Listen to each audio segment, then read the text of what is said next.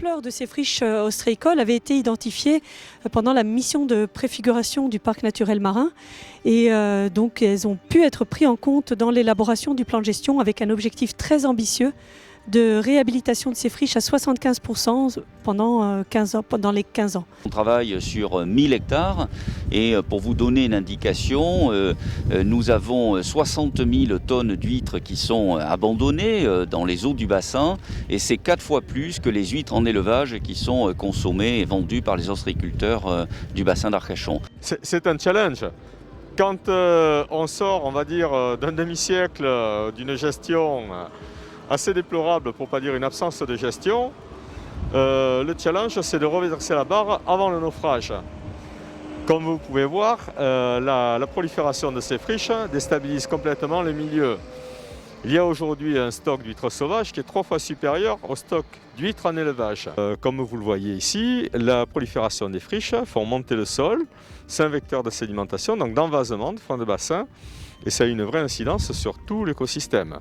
Rétablir un écosystème, c'est ça l'enjeu. Avec le parc naturel marin, nous faisons un travail de fond étalé sur 15 années pour rétablir à la fois un écosystème de qualité et également une sécurité des usages sur le bassin d'Arcachon. Alors bien sûr, lorsque la réhabilitation des friches ostréicoles, elle a pour vocation de rétablir les écosystèmes de cette lagune amarrée et notamment de permettre une recolonisation par les différents habitats, dont les herbiers de zoster et toute la faune associée. Alors en fait, on travaille avec le CIBA de façon très précise, très étroite pour que les choix opératoires, que les techniques employées soient chaque fois optimisées pour permettre à la fois de réduire l'impact pendant la phase de travaux vers les herbiers de zoster et ensuite de chercher aussi quels sont les modes opératoires qui vont permettre d'être les plus favorables à la restauration des herbiers de zoster sur ces grands espaces.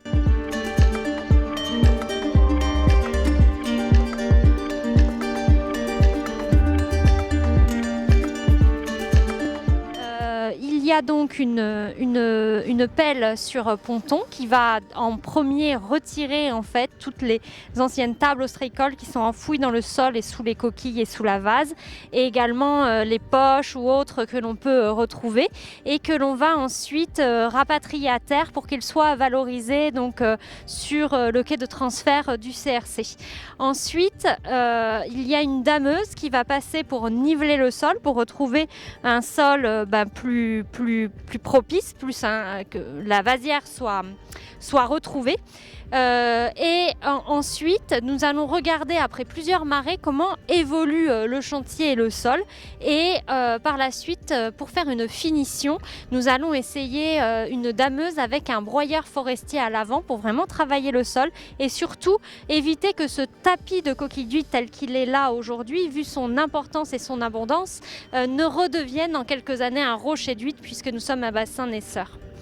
Donc l'idée c'est vraiment de réhabiliter la zone et de la rendre à la nature. On a mis aussi beaucoup de capteurs, il y a beaucoup d'études en lien donc, avec le parc naturel marin pour voir quel sol il faudrait qu'on le retrouve pour favoriser le retour de sa zoster dans ces zones naturelles. Bien sûr que ça nécessite d'évoluer et de changer. Les mêmes causes ayant les mêmes conséquences, inévitablement on est obligé de s'améliorer. C'est quelque chose de plutôt positif et non de contraignant parce que lorsque l'on s'améliore, inévitablement ce qui a de vertueux chez nous, c'est que ça améliore les performances d'élevage, donc la rentabilité de l'entreprise. On a maintenant cet objectif qui est partagé avec l'ensemble des acteurs parce que c'est des enjeux croisés, à la fois de restauration des habitats et des espèces. C'est un enjeu aussi de conciliation des usages pour la navigation et plus largement pour l'ensemble des usages et des pratiques qui s'exercent sur le bassin d'Arcachon. Et c'est un enjeu aussi pour l'ostréiculture avec un effort nécessaire pour retrouver de meilleures conditions d'exercice pour cette activité.